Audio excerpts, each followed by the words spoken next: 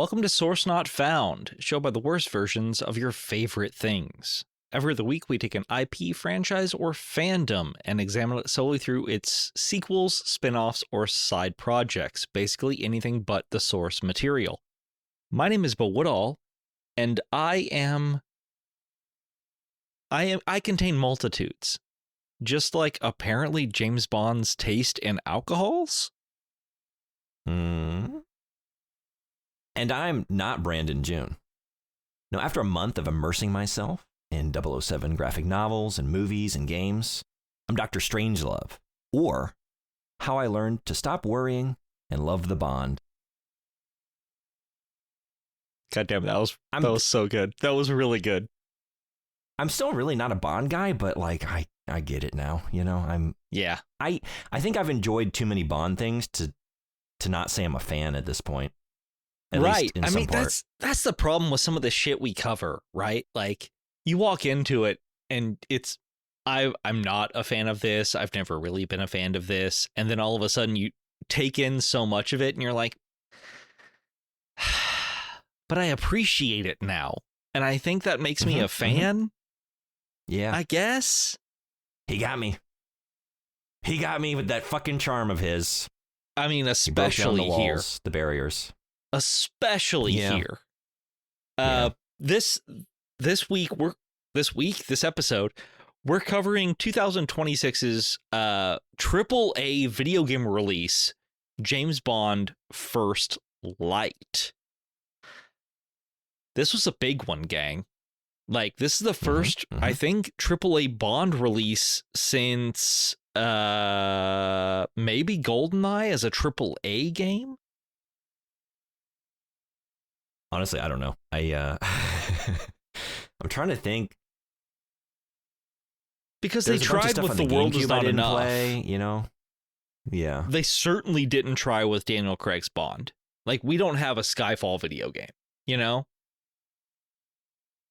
I'm really not very knowledgeable about anything, well, about Bond, honestly. I was going to say, you're knowledgeable about a whole lot of stuff, but you're knowledgeable about so many things, bud. Don't talk about my friend like that. Not Bond, at the very least. So I hear a lot of those GameCube games are real good. I'm curious about From Russia with Love. I've always wanted to play that one, and that's a damn good movie. But yeah, I don't know. This is playing it. I was reminded of like Indiana Jones. Like, this seems like a similar chance that Bond has to like kind of break into that tier of game. But this didn't do for me what Indiana Jones did, but that is a high order. I don't think you really get there. I may disagree with you on that point. Really? Okay. Yeah, I'd love to hear about it. Great Circle left me with goosebumps. When those credits rolled, I just wanted to stand and applaud. And I didn't have quite that same emotional heightened state leaving this one. But so it's a damn good game. Bond had 3 AAA Bond releases before this. Everything or Nothing was 2004, so that was like mid-Brosnan era. Then Bloodstone in 2010, and it actually did have Daniel Craig in it. It didn't do well. And then 007 Legends back in 2012. Okay. Was supposedly a giant misfire. I have not played any of those 3 games. But 14 years, right? Yeah, 14 years between Bond games is crazy. I mean, we're on a pretty long hiatus right now. Yeah. Which I guess the franchise does do between certain Bonds. Like, I think, had it been a while before Brosnan came in? Like, in between from the last Bond to him? Because I think the last one was Dalton. Right. So, it does go into hibernation at times. It does go into a weird Bond hibernation for a couple of years when they're trying to select the new one after one has worn out their welcome. It feels sometimes like the culture outpaces Bond or whatever. Like the culture moves on and Bond becomes like a dinosaur, like tied to, the culture of some years past. And so we have to like kind of pause, reevaluate, recast Bond and try and reinterpret what he should be, how he should act, what he should be dealing with for like a new generation of audiences. It's really fascinating because, to me at least, because my love for Doctor Who, who also plays kind of the Bond card. Like, there'll be an actor who plays Doctor Who for a good while, and then one will turn into the new Doctor Who, and we'll have him for a bit, and so on and so forth. And you get hiatuses there as well. Maybe it's an English thing that I don't necessarily. I mean, honestly, I don't. Can you think of a single character in Western cinema? I'm not Western cinema necessarily, but American cinema, where the mantle is passed the way it is for something like a Bond or a Doctor Who, because I can't. Spider-Man? I was going to say the first thing that comes to mind is like superheroes, but it's not. It doesn't feel like the same thing. It really doesn't. Really. That's not an evolution of the character. It's a reintroduction to the character. Right. Yep. And how many times have we seen like a franchise rebooted in the superhero space, and we just tell the same origin story? And we do the same kind of like trilogy thing. If I see Uncle Ben die one more time, I will riot. I'm gonna jump out of my chair and shoot him in the first scene myself, so we don't have to deal with it. Just move on already. No kidding, Christ. Okay. That being said, I just realized something kind of important. Killing Uncle Ben aside, let's talk about this game. People who, are hired to kill people for reasons for their government. Yes. Yeah. If you've never listened to a Source Not Found video game episode before, you should know we approach this a little bit differently. We approach it with a little bit more structure. We criticize and discuss the game in 5 different areas. We start out with narrative structure, gameplay, visuals, sound, and then fun factor. Brandon and I each grade those 5 things out of 10. By the end of the thing, we have a 100-point scoring system. Easy peasy. Easy when you're math boy. Adding the points together. As math boy, it is not that easy. But let's start with narrative structure. Let's do it. How did you feel? What was your score? I gave it a 9. I gave it a 10. Ooh, all right. I guess I'll start. I really enjoyed being on this journey with Bond. It was cool to take him back to his very foundation, pre-00, and see him grow. I just want to like home in on the moment that did it for me, the why I rated it so highly. The beginning of Mission 9, Wave of the Future. Like, we've come so far with this character. We've gone through training together. We've broken into fancy gala parties.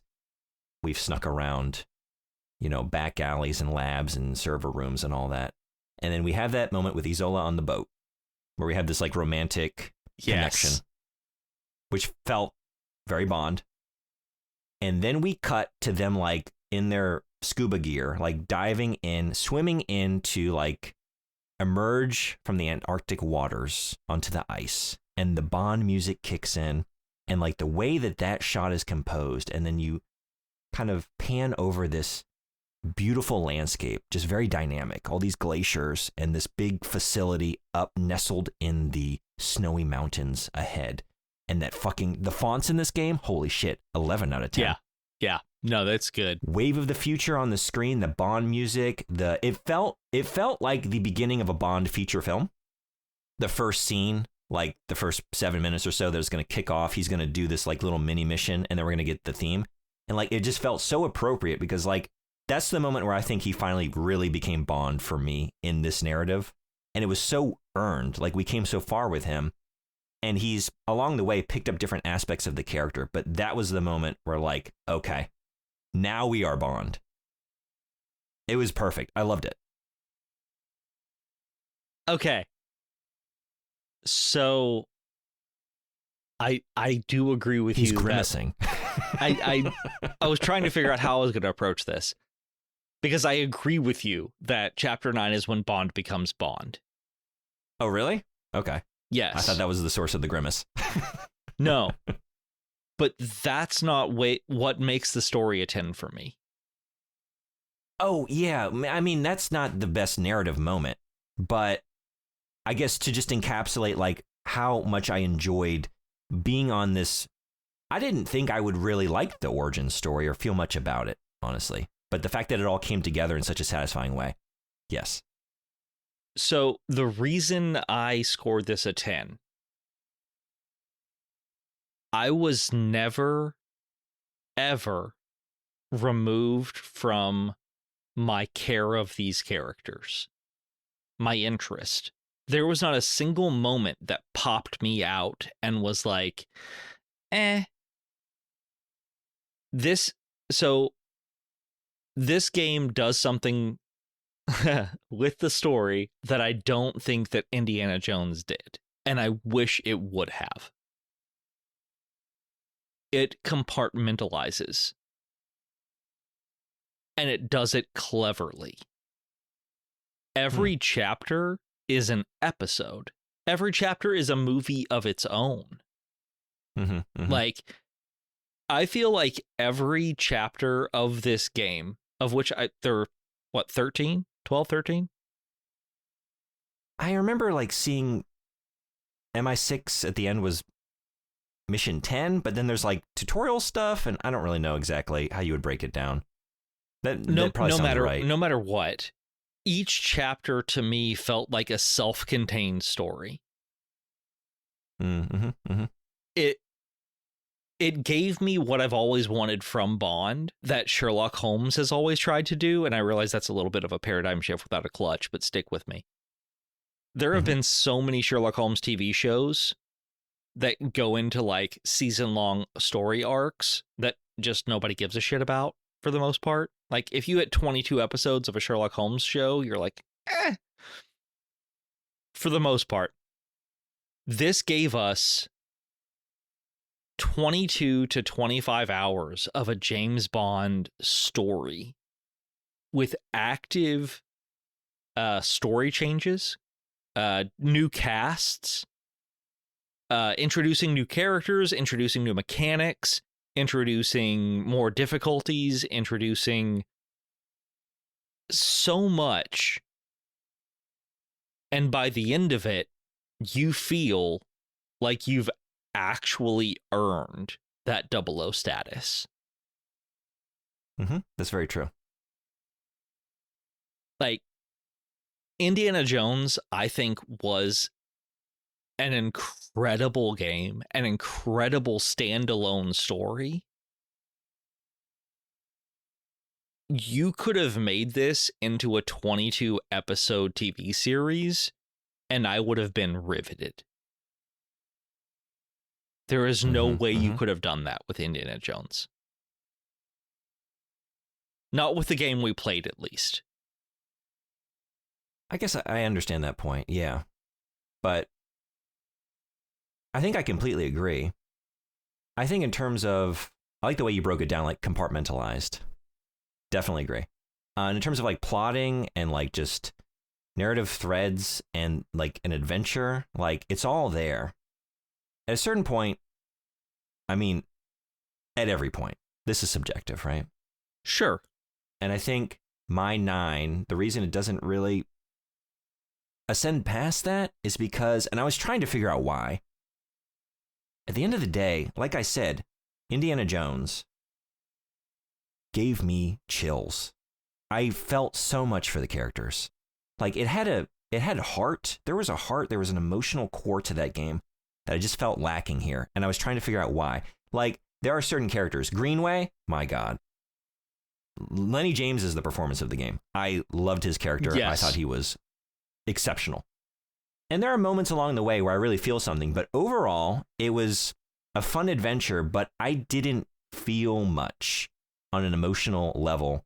And maybe it's just because at the end of the day, even though I've become a bit of a fan, I'm not quite a Bond guy still. And I didn't really care much about, like when we broke back into MI6 at the end and needed to break out and save everyone, and we're going through the facility and we're seeing our coworkers, some of them have been gunned down, and we're trying to save M and Moneypenny and Q. I didn't really feel the stakes as much as I think I should have, and I don't really know. I don't know if it's a characterization thing, and maybe it's just me. But yeah, there was something missing there, and it's in the heart of the game. I can't really quite pin it down. Spoilers, obviously. Yeah. Spoiler heavy conversation today. If the death of Linux and the crippling of Cressida and Bond having to kind of reconcile with the fact that he could have made mistakes, and even if he hadn't made those mistakes, maybe this still could have happened. Like the complete level of responsibility put on this, and I'm saying this a little heavily, child's shoulders. Yeah. Is like, he's what, 26 in this? He's young. If that, yeah. It's painful. Like this entire game is trying to teach a young adult how to be cynical, how to be regularly betrayed by the people you trust or look to the most. And I get it. Like, I get that you're not a Bond guy, and that's why maybe it didn't hit quite as hard. But for me, he wasn't just a Bond guy in this story. He was also an underdog, which I've never really like had a feeling Bond was, you know? Yeah, I totally agree. That's why that was so satisfying. That's why I pinned that moment, Mission 9, where like when we finally get there, when we finally ascend to Bond, it's so much more meaningful because we've come on such a journey with this character, and there are depths to him. We've explored him in a way that we've never explored Bond before, at least not in films. I can't speak to the novels. I have not read them. But yeah, it felt earned, and I did care about him. I mean, for me, like 9 is a very high score. Yeah, no, definitely. I guess I kind of immediately went to like why it wasn't a 10 out of 10. Why it's not like a Final Fantasy Rebirth or like a, which you shouldn't have to explain. Indiana Jones. It was a 9. Like that's I loved the game, and it was such an adventure. We went to so many places. Usually when we talk about narrative, I talk about the locales, right? Like, did you give me a sense of world-spanning adventure, which for a Bond game is very important? And holy shit, yes. Like we're going through like fancy parties and sneaking in. We're in back alleys. We're suddenly driving a big mining truck. We're in Antarctica. We're at a Vietnam resort. So I just realized something that is maybe a mistake on our part. We haven't mentioned what this game actually is about. This is true. So well, I mean, I think we did, because like, yeah, there's a villain and there's a mission. There's a series of missions, and there's some twists and turns. And, you know, what you just focused on with Bond, like I felt that with Greenway when he realizes that he's been manipulated. Sure. You know, and he has like guilt on his conscience for his role in seeing fellow agents killed. But to me, that's what the game is about, more so than like Damien. No. And his exoskeleton suit. So it's much more of, for me at least, like this entire game, what it represents is the intersection of the warrior ready to put down his sword and the new recruit, right? Like Greenway is the old Bond. We can see that, and Greenway got burned hard because he had to betray his partner. Because hey guys, guess what? AI is bad. Honestly, that's the big like thing for this entire story is AI is fallible, despite the fact that the public sees it as a new god, a new reference point, right? I don't think we do. Oligarchs are trying to tell us that we do. Right, but in the game they do. Well, that's true. Yeah. We're in the fiction world. Yeah. Easy there, Tiger. No, like on that metric, like it's a very good story to tell at this moment, right? Yeah. And we're seeing a lot of this shit like in our real world. I immediately pivot to the real world because we're seeing this incorporated. The fact that this game has been in production for like a decade, probably, and it is so hyper topical is incredible. Yeah. Like, that's a very good point. Yeah. Incredible. So the big storyline is the fact that the double O's are about to be shut down, basically, right? Unless they prove their worth. Because the world has a new intelligence resource that is an AI system.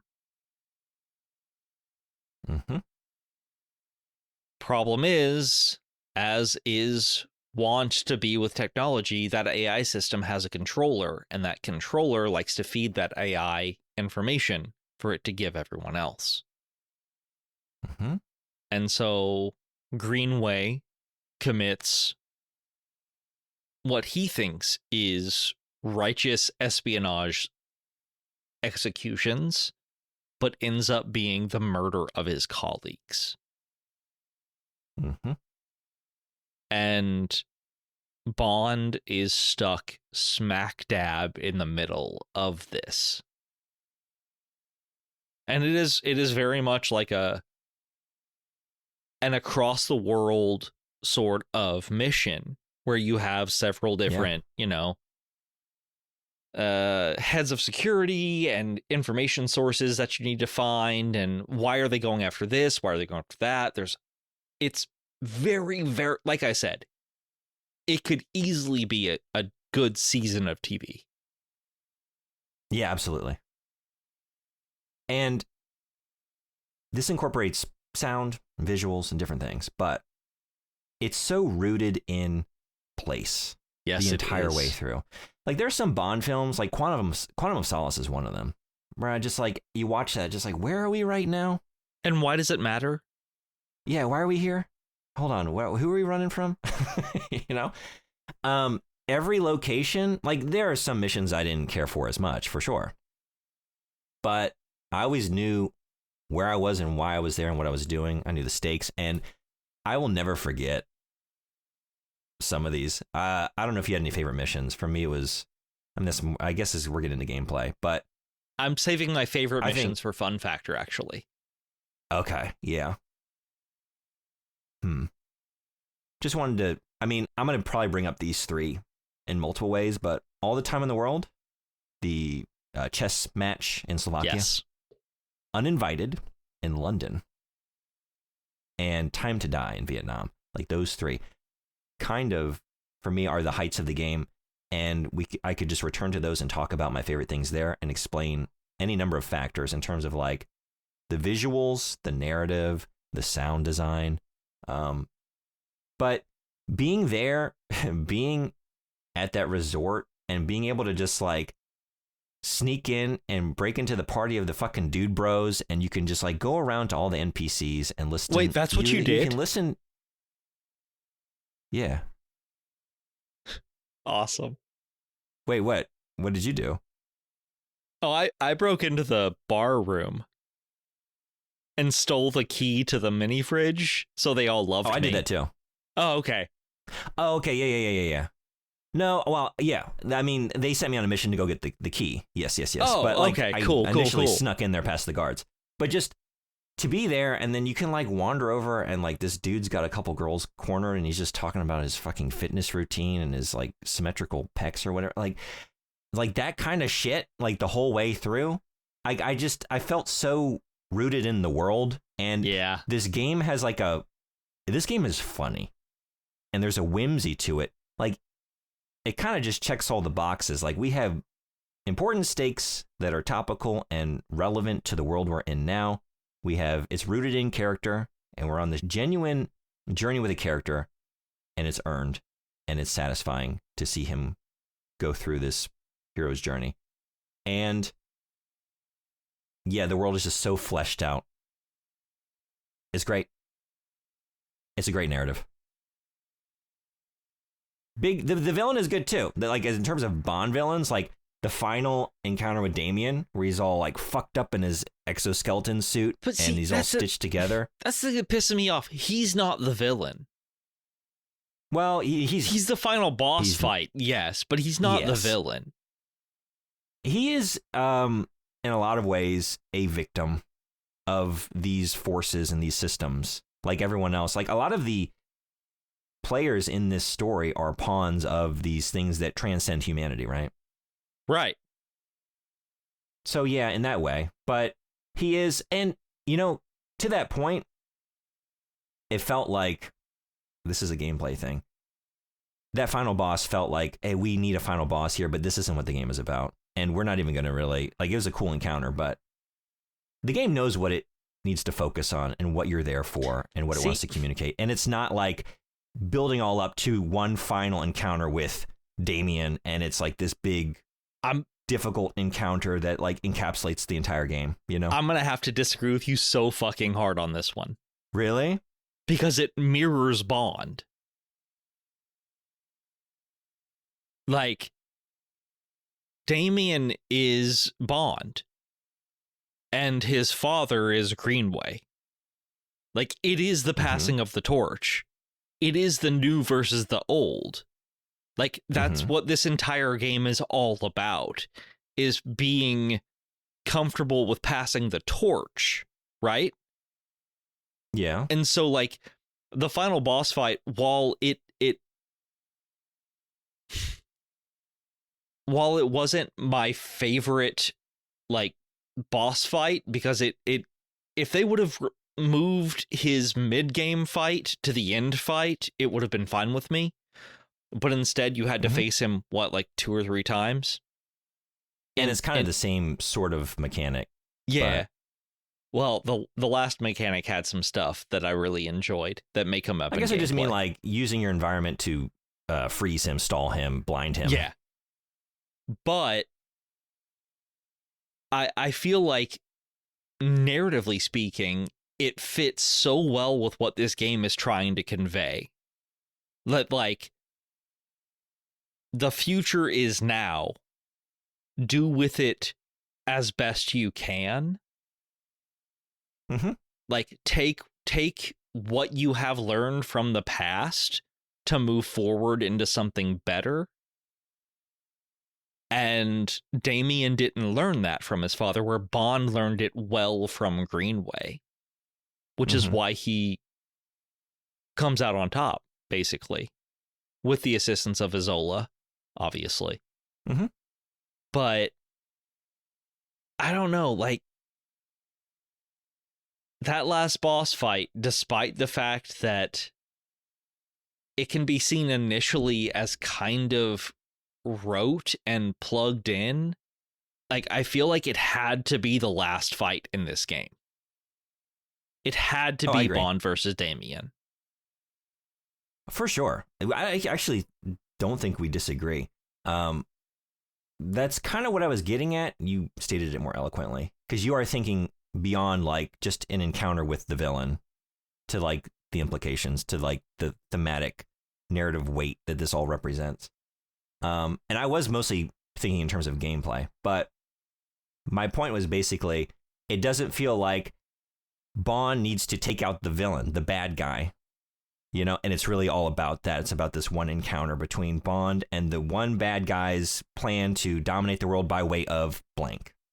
Right. And mostly what I meant by that was more of a gameplay thing, which maybe we should head that way. This game is not about boss battles. No, not even a little bit. And that's what I mean. This game knows what it's about. It knows what we enjoyed and why we're here. And it's everything leading up to that. It's making your way through the world. Yeah, let's just go there. Okay. Because I think that's a segue in. I think that's a perfect segue. You did it eloquently and well. What was your score? I gave it 8.5. How about you? This is wild that suddenly I'm not the harsh grader. I give it a 9.5. Okay. No, like All in right. comparison, obviously. Like I never think either of us is like overly harsh. Just I am sometimes way more generous for sure. I loved it. It was great. So to like pivot from narrative into gameplay, this game knows why we're here, knows what it's about, and what we're going to get out of it. And that's why there really aren't many boss battles in the traditional sense, and most of them involve some environmental mechanic that you utilize. The actual combat aspect of it is usually pretty easy. It's usually about finding the thing in the area to stun your opponent, and then go in there and, you know, lay in a couple hits and then like back off and find something else, you know, like blind them, make a distraction. Like the final boss of this game, I mean, narratively, yes, we have an encounter with Damien, but it's like infiltrating or like making your way through MI6. yeah. It's difficult.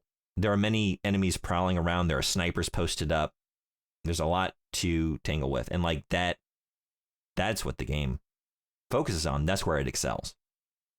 The game, I think the game focuses on more than anything else when it comes to gameplay, at least. There are three things that it focuses on more than anything else. One versus many. Yeah, a lot of crowd control in terms of the combat. Stealth. Mm-hmm. And puzzle solving. Mm-hmm. And then another one that dropped me 0.5% or 0.5. And that is, I am so fucking tired of climbing ledges.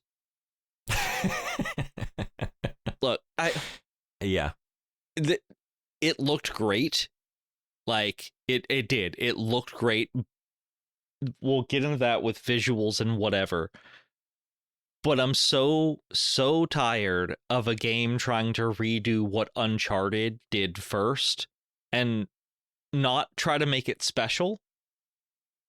Yeah. Like, there were so many ledges to crawl across in this game. Mm-hmm. And that was the only thing about this game, gameplay-wise, that genuinely fucked me off.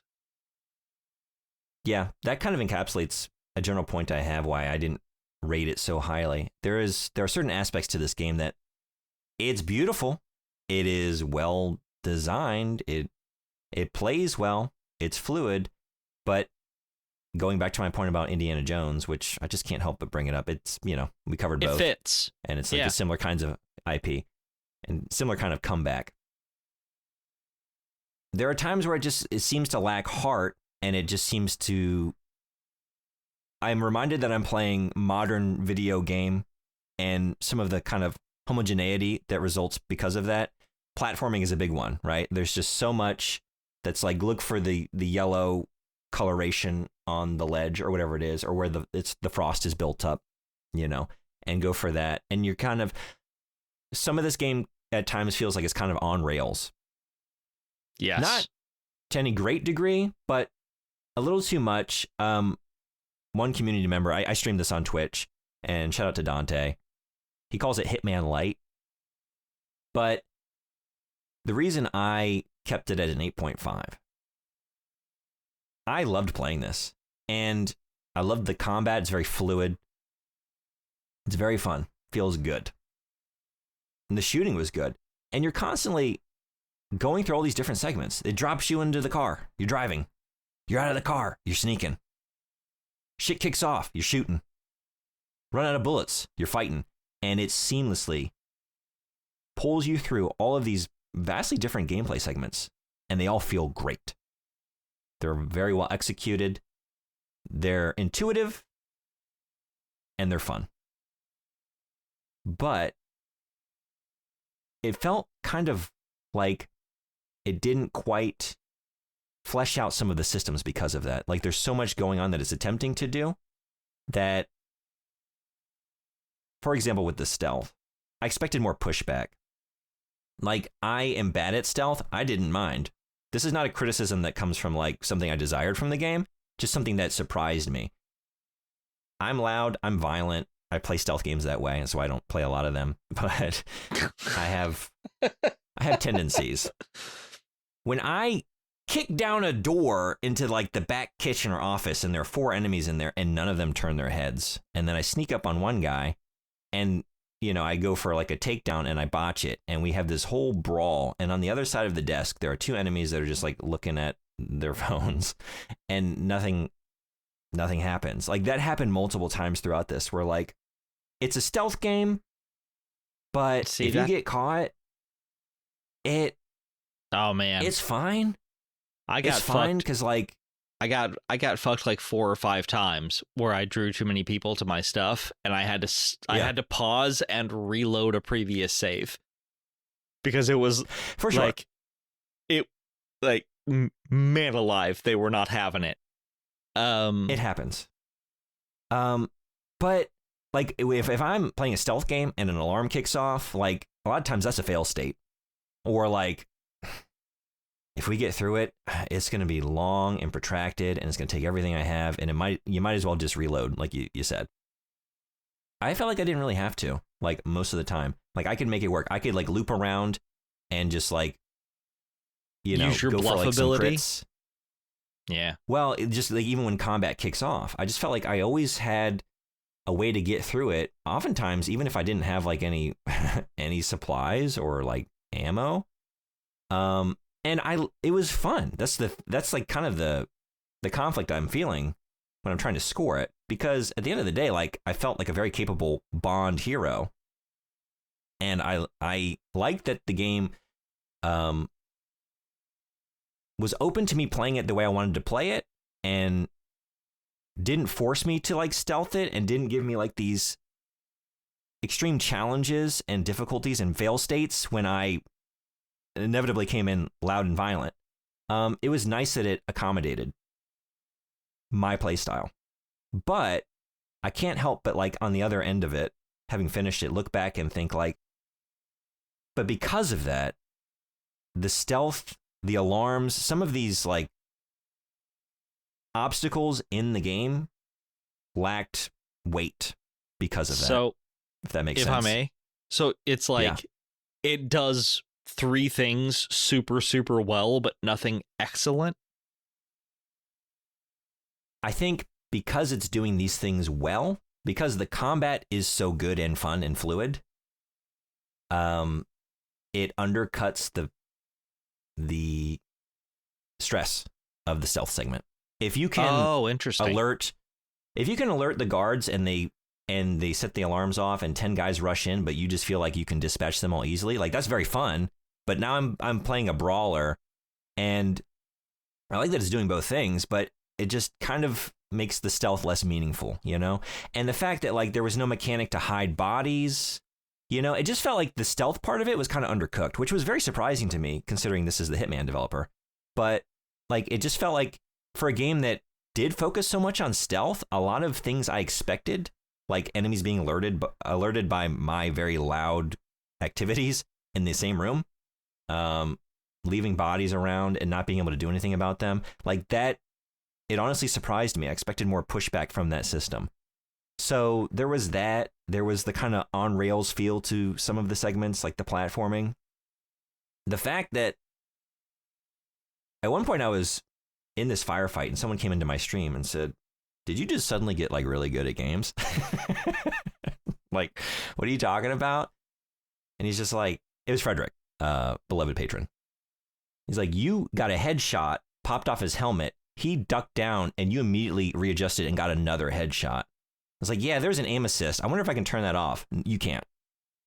Like, that's, and I didn't mind. I felt very capable, but like, that's a weird thing too. You know, it almost. So I have two questions. Yeah. One is about your main issue with it being that, like, this being able to be stealthy as well as, hey, stealth really doesn't matter. Like, do you think this is indicative of like the entire game trophy system? Tell me more.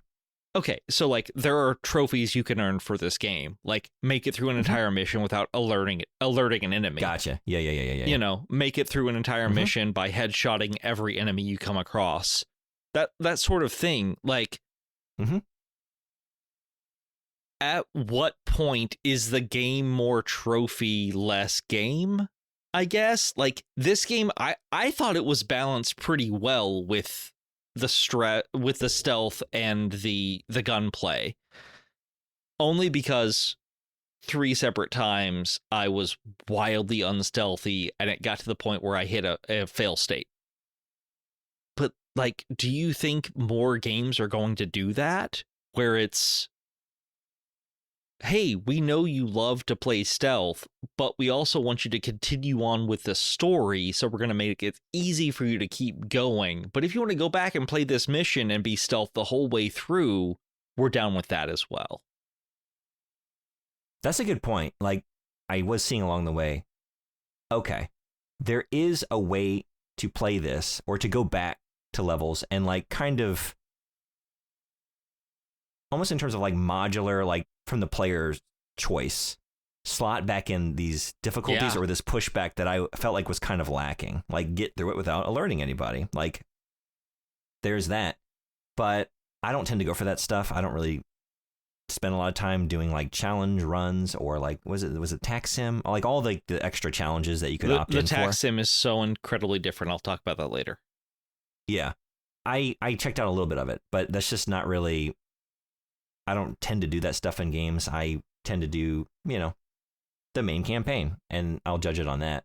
And, you know, side stuff, but like stuff related to the main journey that the game presents to me.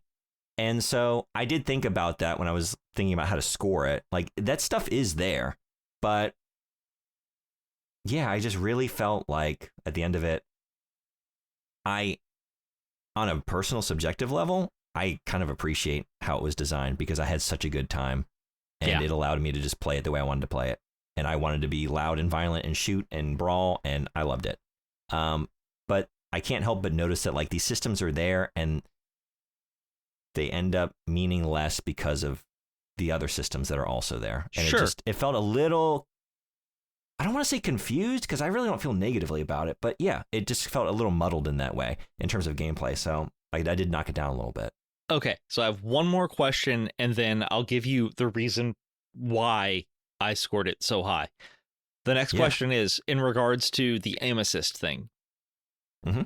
I don't think aim assist was turned on in the training modules.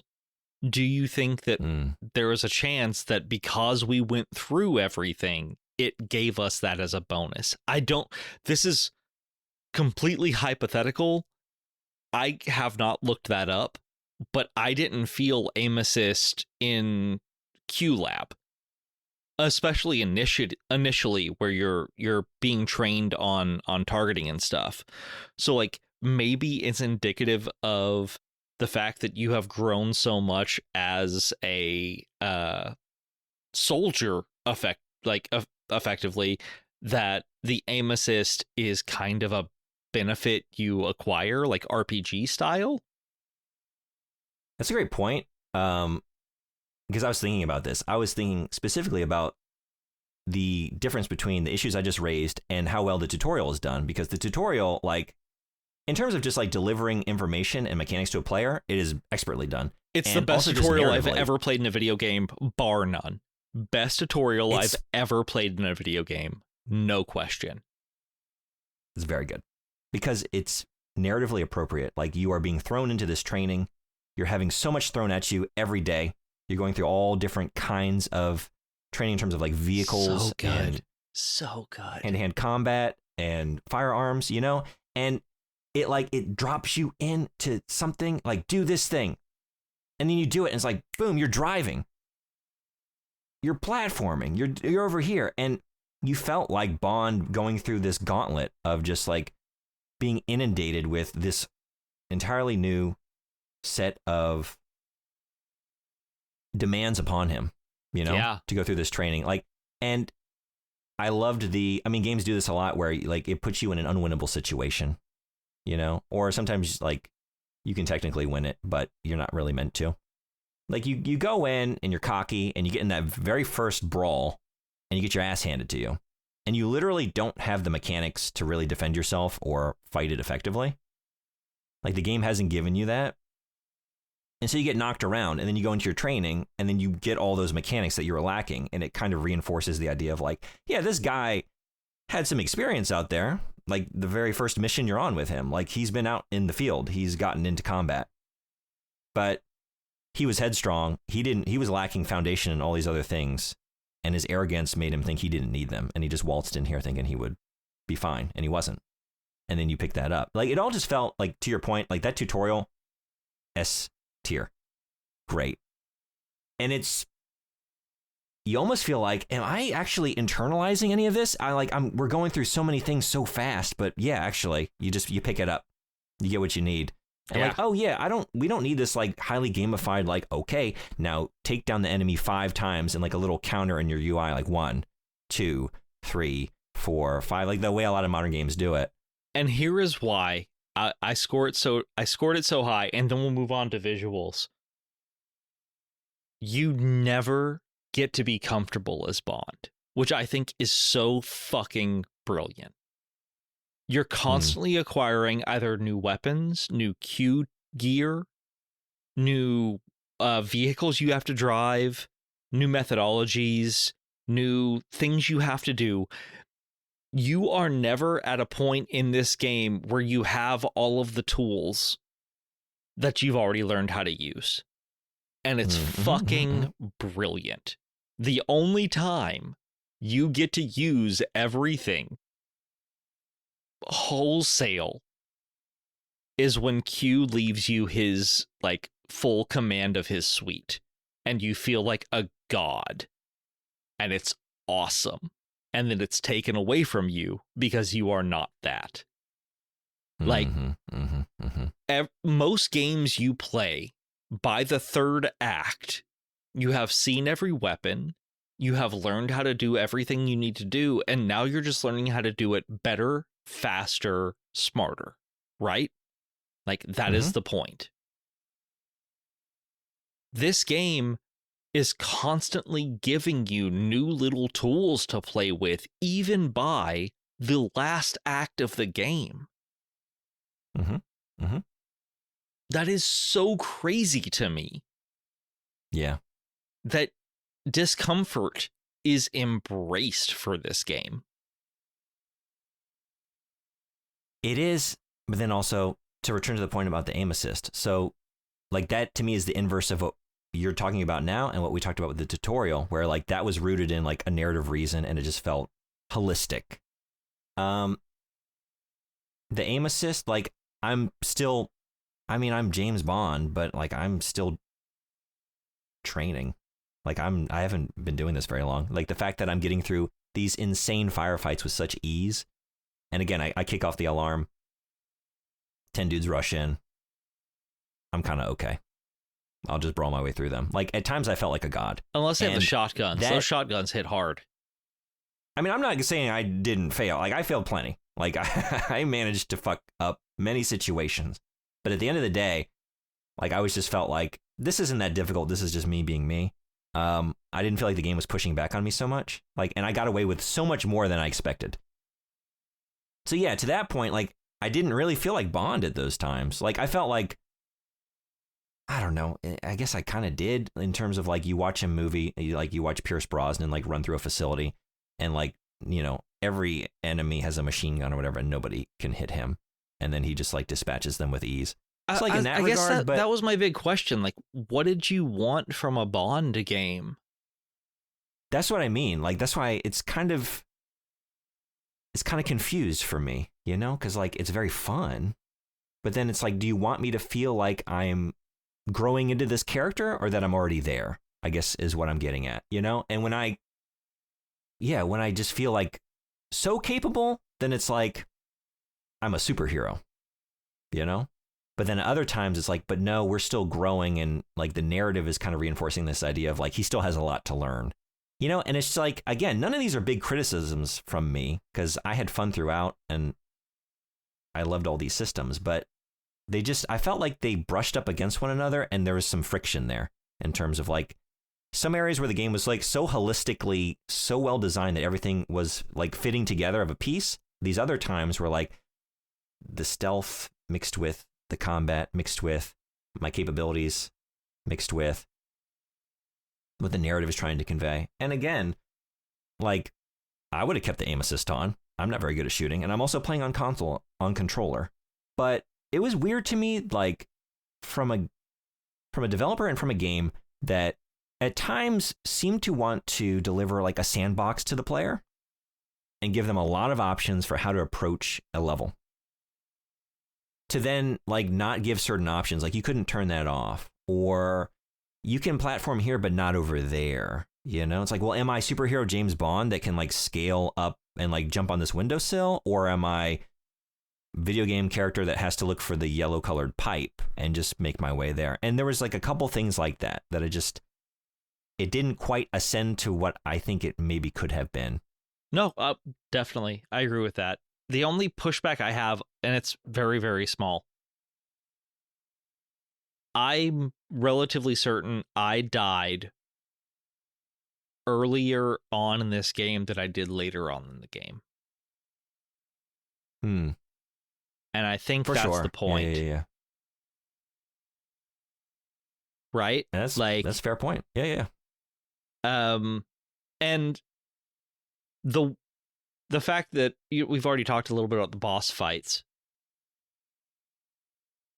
And this goes directly back to narrative structure, right? Like the first boss you really fight is a Norwegian dude in a chef's outfit. Mm-hmm. And by the end of the game, you're basically fighting a Gundam with your bare fucking hands. Like, it is the most Bond of Bond shit that could Bond. Oh, for sure. And maybe there's a really, really big part of me that is so Bond coded that saw Patrick Gibson as Bond and was just like, oh my God, he's perfect. This is exactly what I've wanted to see and what I've wanted to want for years. I mean, shit, we talked about Burn Notice and Chuck, 2 TV shows that I watched religiously. Like, spies have been in my blood since I was 11 years old. And now all of a sudden I get to play one? All right.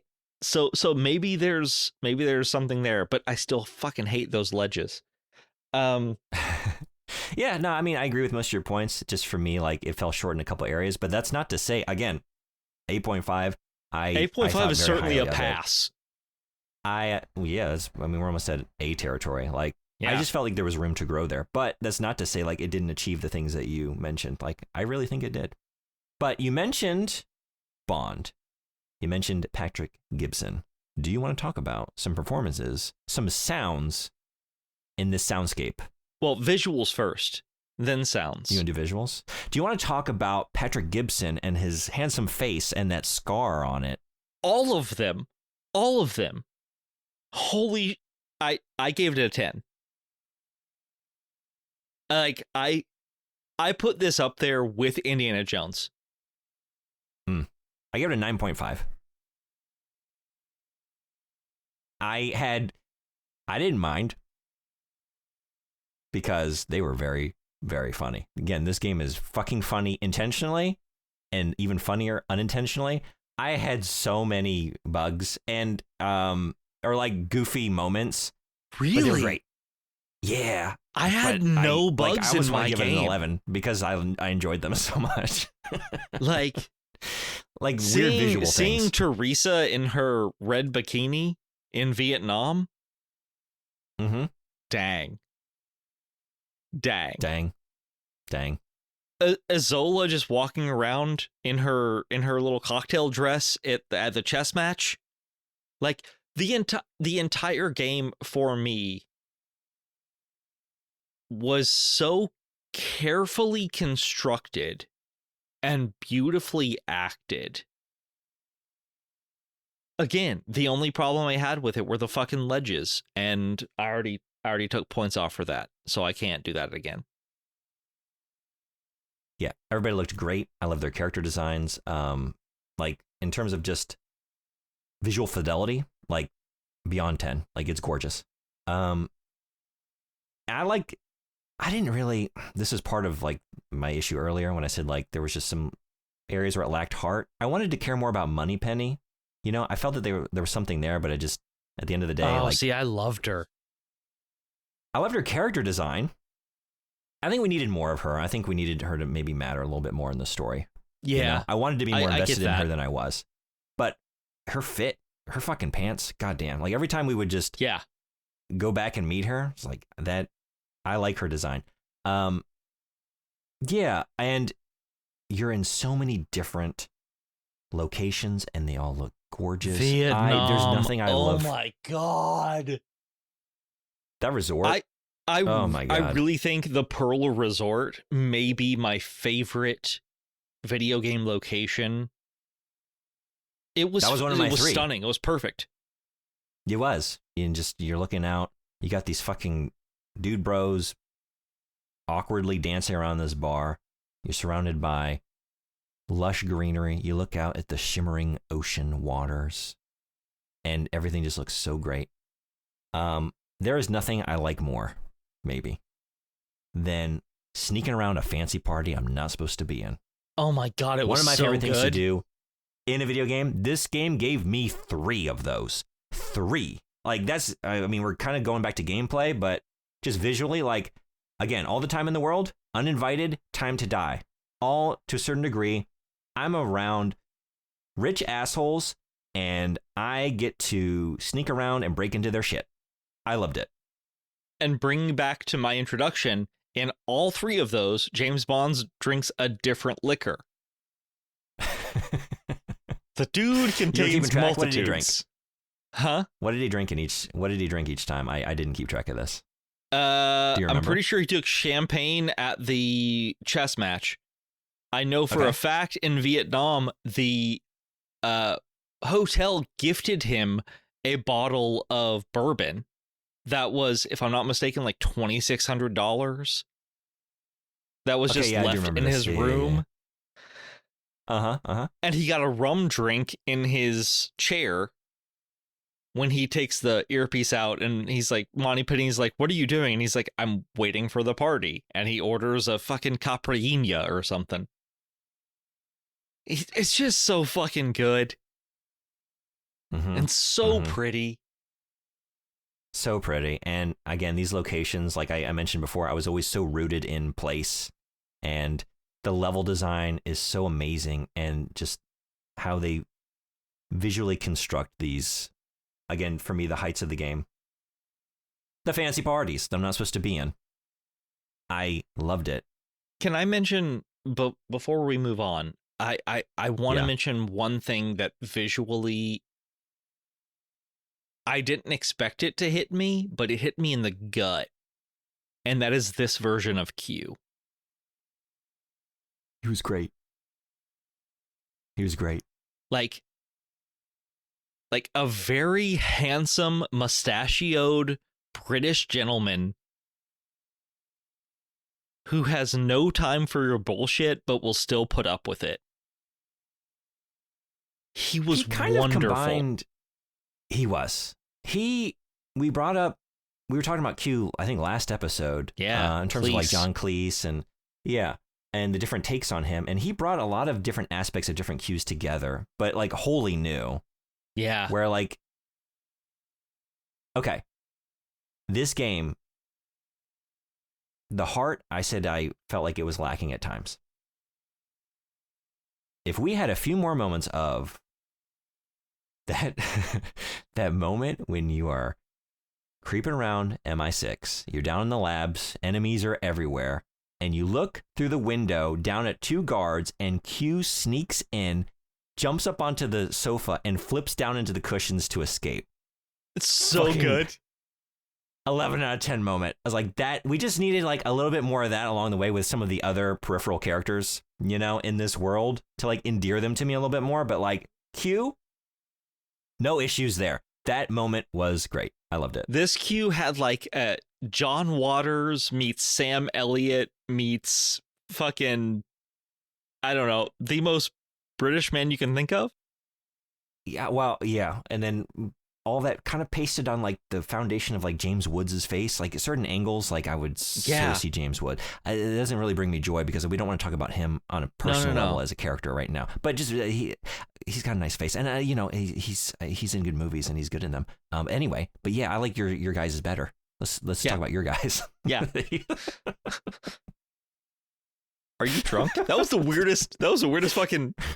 Okay, cool. Anyway, yeah. I loved all of these characters. I think the acting was great. The characterization was great. The visuals were great, which pushes I think directly into visuals with voice acting. Right? I gave sound a 9.5. I did too. And it was a 10. Did you deduct 0.5 for Lenny Kravitz? You're goddamn right I did.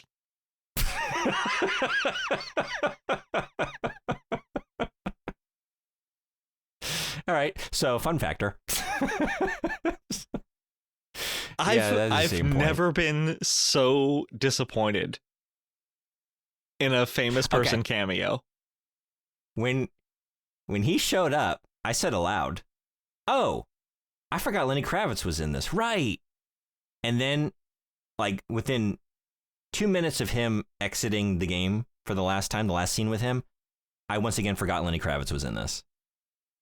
I did not, because I was non-presence, blown away by how poor his performance was. Yeah, I wasn't feeling that.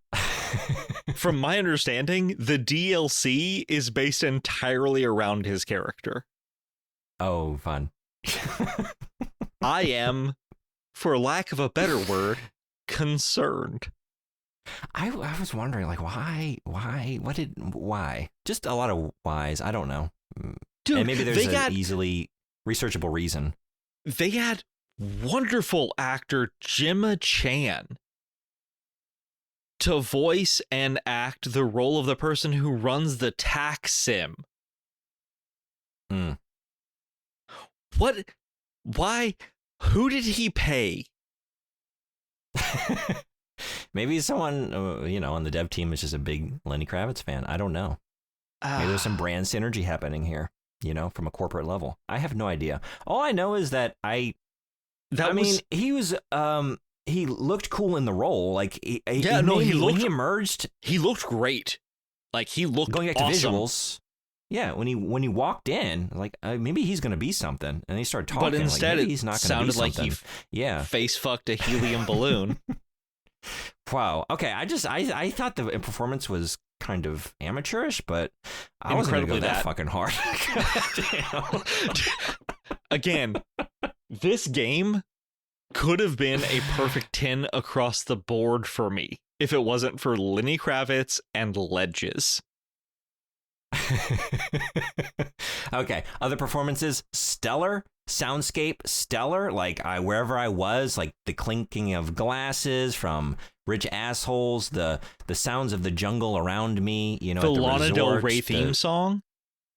Oh, we didn't even talk about that. No. Top tier Bond theme. Top fucking tier. Great. So good. That beats Madonna, man. Fuck you. It definitely beats Madonna. I'm not being like that was irony, but I mean, yeah, it was great. Like actually top tier. I loved it. Wonderful song. All of the voice actors were incredible. The atmosphere was great. Did you... I don't know how loud your sound was turned up because you were streaming, but when you were in Antarctica, did you hear on occasion when you were on the godforsaken ledges, glaciers crackling? Yes. So fucking cool. So cool. Yeah. That was great. You get no visual cue of it. Like, there's nothing going on visually, but you'll just hear these deep seismic cracks, and it is terrifyingly cool. Agreed. Fuck, Good this sound. game is good. So, Fun factor. that sounds like you had some fun. This is a 10 out of 10 fun for me. I tried to, convey my thoughts about, like, be more objective in terms of, like, looking at the systems and how well they were incorporated in the game in other metrics. But I think my through line through this conversation is I was conflicted because I was having so much fun. 10 out of 10. I loved it.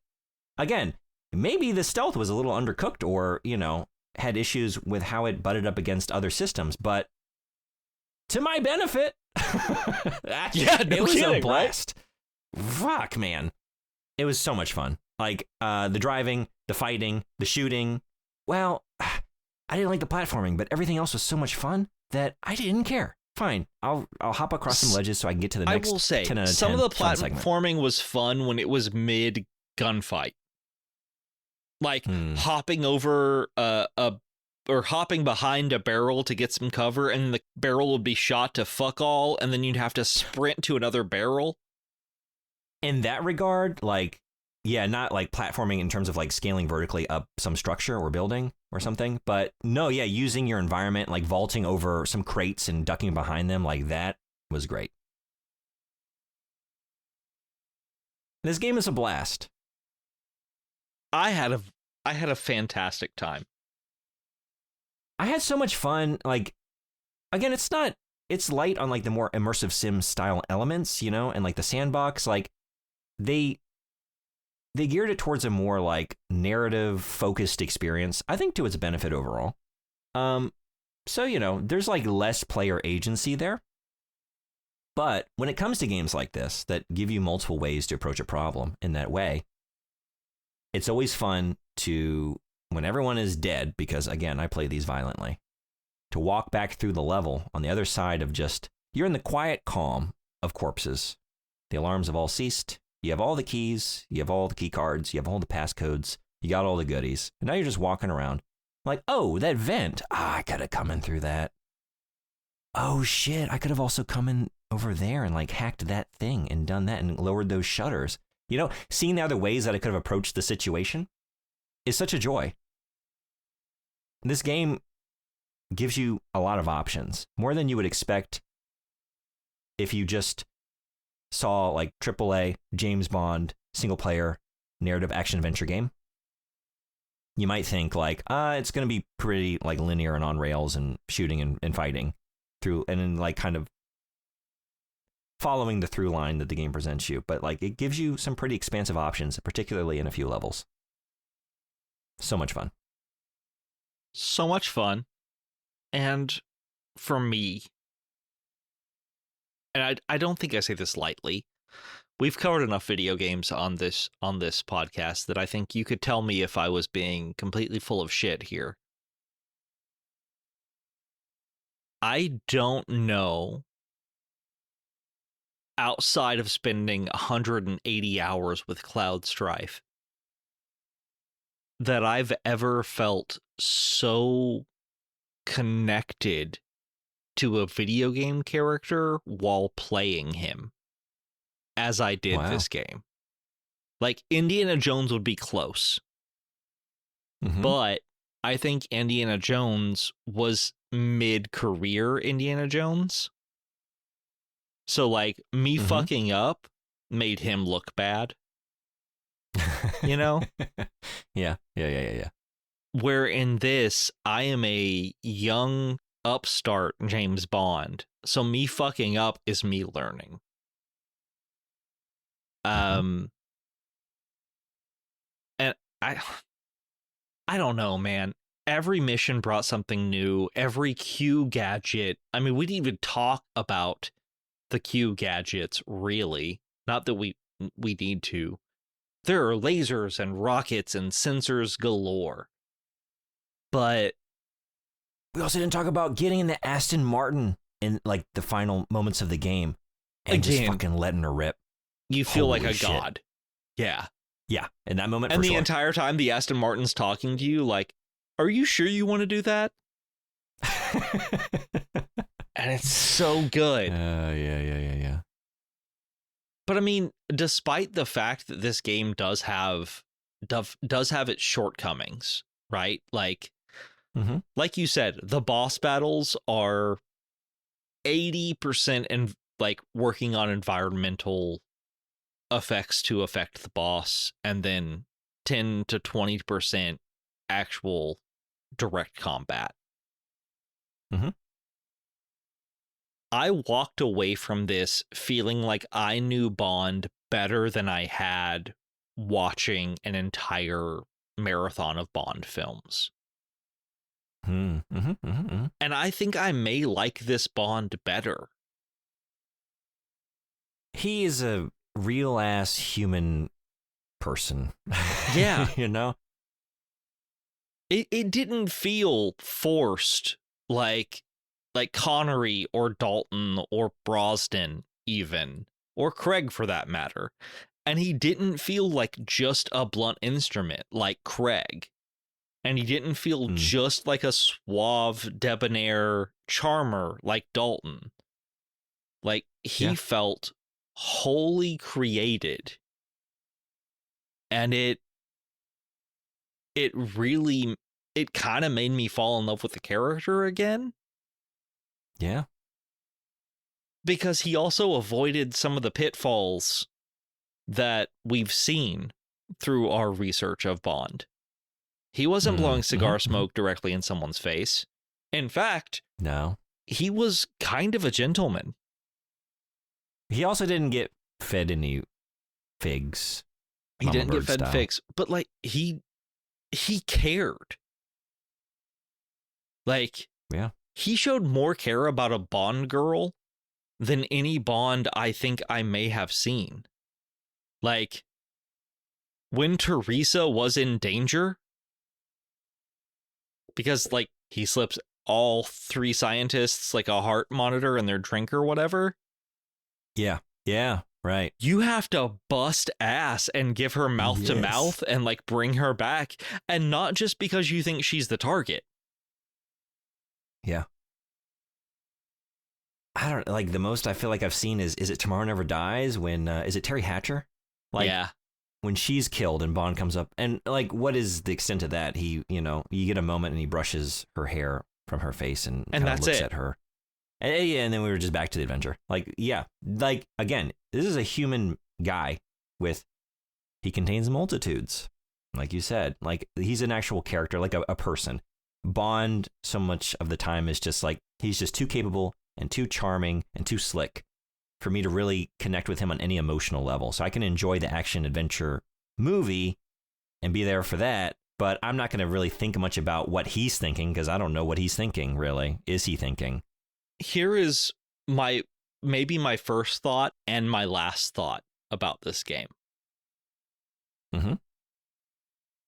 When Bond's classmate dies, and he holds his body and is crying and angry and doesn't know how to react, I'm in.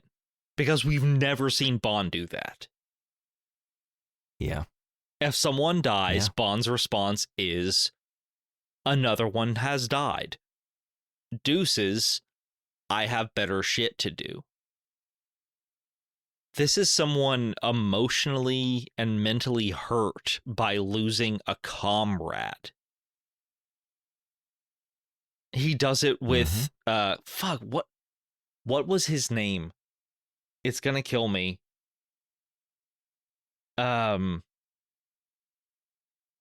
Cressida's boyfriend, for Christ's sake. I'm blanking too. Linux. It happens with Linux. It happens with Cressida. It almost happens with Teresa. It happens with Greenway. Like, Bond loses a lot of people in this game, and with every person he loses, you see it still affect him hard. I love this Bond. Yeah, it gets me interested in seeing him like continue this journey, take this foundation for the character, and take it into the next adventure and see him grow more, but still have this, like, to have this foundation to imbue any later Bond adventures with, so we can always kind of return to that emotional core of the character and have experienced that. Everything's going to benefit from it. It's bleak out there right now in terms of like the game industry, you know, studios getting shuttered left and right. You don't really know if anyone's going to be able to make anything or what to expect from any developer, if they're going to be allowed to make follow-ups to anything. This game deserves so much, deserves a sequel. And I feel like it could really, like, if they brought back in a little bit more of those sandboxy aspects and expanded some of these systems a little bit more, we would have one hell of a game. Maybe a masterpiece. Yeah. Yeah, I'll be there. I'm ready to play it. Even that, based on our scores, video game. Yeah. This is Math boy, dangerously close to a masterpiece. Yeah? 95.5. Ooh, really? All right. I believe that puts it firmly in our top 5. I'm cool with that. I am too. Like, I can definitely think of a couple of games that hit harder than this game, but not many. Hot damn, wow. What a good game. What a good way to finish Bond month. I mean, we did. It was, 007, July, 7th month. But we just couldn't help bringing them into August a little bit. I mean, we also did 006 a little bit. That's true. 0067? 0067. Fuck, I did the hand gesture. We're in audio format. I'm watching you do it. He's doing it. He's doing the hand thing. I'm not anymore. There's limits to what I will do. What a great exit for the character. But we are not exiting the realm of larger than life characters and heroes battling against. I mean, honestly, you're not wrong. Historic, larger than life characters and heroes. Yeah. Should we say what we're doing? Yeah, why not? I'm very excited about it. We are heading into several months of heroes, serial heroes, superheroes, comic book heroes, but we're going to go on a journey of sorts. We're going to start rooted in classic characters like Dick Tracy and the Rocketeer, hopeful, these kind of stoic, classic kind of hero archetypes, right? Sure. Not to the point of superheroes yet. No, just classic kind of like serial comic book strip kinds of character archetypes and heroes, And I guess, very rooted in the era, right? Like we have law enforcement, and fighting Nazis. But now we're going to kind of take a different route through spooky season this year, aren't we? Yeah, we are. We're going to get kind of shadowy in September. And then come October. I'm so excited. Maybe I'll just leave it there. I'm going to leave something to the imagination. Yeah. We are going to go through spooky season, and our journey through comic book heroes and superheroes is going to match the energy. And as always, we're going to end in November. Yeah, we are. And you might have some ideas of what we're going to do there. I'm very excited about the next few months. Yeah, it's hits across the board, I think, for me. I'm very stoked. But in terms of this month, well, the past month, the reason we're able to do this, one of the reasons that keeps us going, our lovely, lovely patrons. Thank you so much for another month of support. Susie Daggs, 13th Horseman, Joey Bishop, Jacob Spindell, and Frederick Beaver Warhawk. Friendship. We love you. If you want to join them, head on over to Patreon. Link down in the show notes, right next to a link to St. Coelacanth, who composed our theme song. Amazing musician. Lots of new work out. New Game Jam game out. Just has been super prolific recently. And as for us, you can find us at source.foundpod@gmail.com. Send us any of your questions, comments, concerns, opinions. Tell us we're wrong. Tell us we're right. We don't care. We just love to read them. We're still on the socials. We don't use them that much because it's a cesspit. But Facebook, Blue Sky, Insta, all that jazz. We're there watching and hoping that things brighten up a little bit. You can also find us on YouTube, where we have a full backlog of our audio episodes, as well as videos of Brandon Blandon. Oh my God, Blandon. No, stop. No, that's not a thing. Yes, sir. No, it's not a thing. You can find... Don't even plant that seed of an idea in anyone's head. Oh, man, that's going to happen in the future. You can find videos of Brandon playing the video games that we've covered on the podcast via his Twitch stream. But outside of those, Brandon, what are you playing on Twitch right now?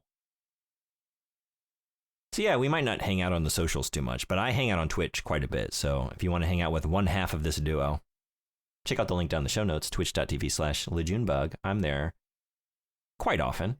What are we doing this month? Actually, all kinds of stuff. We still have a lot of charity goals, like event streams that were unlocked by again, thank you so much to everyone who's contributed to our charity fundraiser for medical aid for Palestinians. It's going for about another week and some change as of this show drop. So if you want to support, come on by. Thank you, everyone who's right now, as of recording, we are at 700, just over 700 pounds donated to the charity, which is crazy. That's awesome. Huge success. Yeah. So doing some special stuff because of that, and just, I don't know. I guess I'm on a bit of a summer break right now. I got a couple weeks where my class schedule that I'm teaching is kind of light, so maybe just seeing where the wind takes me. Come on by, see what's going on. And as always, thank you so much for listening. Thank you so much for joining us. Thank you so much for any support you give us, whether you're a patron or just a listener. And don't forget to check your toilets for, honestly, Lenny Kravitz. And flush him. Flush that performance, or whatever you said about, what was it? The fucking helium something? It was... Oh, yeah, like he got aggressive. he face fucked a helium balloon. Yeah. Yeah, that was... I think it's a Deadpool quote talking about David Beckham. Okay. But it fits here, too. Look, I talked a lot about how the systems didn't really push back on me as much as I expected. So to that point, stay loud, stay violent, stay you. That's the message. Like, you got your own messages from the game, about, I don't know, passing the torch or something. Me? No, just be you. Just be you. Be your best self. Be the person you want to be. Express your inner desires. That's what Bond means to me. I love the fact that you're doing a weird reading rainbow about Bond that's just like, stay unequivocally you. Yeah. Bloom.